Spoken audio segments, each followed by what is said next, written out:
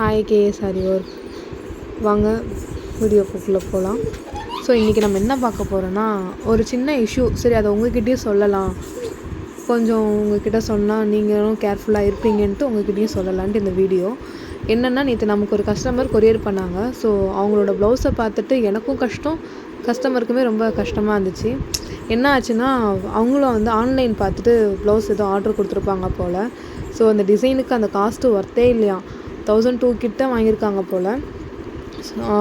Design அந்தளவுக்கு worth இல்லையா. மணி அந்த நீங்கள் ஃபஸ்ட்டு ஒருத்தவங்கக்கிட்ட ஆர்டர் கொடுக்குறீங்கன்னும் போது அவங்களோட மெட்டீரியல் குவாலிட்டி, அவங்க ஒர்க்கு ஃபினிஷிங்கு, ஸோ இதெல்லாம் மேக்ஸிமம் பாருங்கள், பார்த்துட்டு கொடுங்க. பேசிக்காகவே இப்போ வந்து ஆரி ஒர்க் ஃபுல்லாகவே ட்ரெண்டிங்கில் இருக்குது. ஸோ ஒரு ஸ்ட்ரெயின் ஸ்டிச்சிங் தெரிஞ்சிட்டாலே அதை வச்சு ஒர்க் ஸ்டார்ட் பண்ண ஆரம்பிக்கிறாங்க.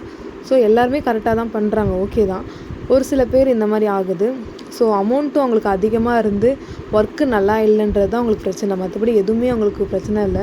ஸோ அதை எதனால் ஆல்ட்ரேஷன் பண்ண முடியுமா, நம்மக்கிட்ட கொடுத்துருக்காங்க. அதை ஒன்றுமே பண்ண முடியாது, மணி ஃபுல்லாக ஃபேட் ஆகிடுச்சு. அங்கங்கே வேறு அந்த நூல் வந்து கட் ஆகிருக்கு போல், கட் பண்ணி போட்டிருக்காங்களா, அது எப்படின்னு தெரியல.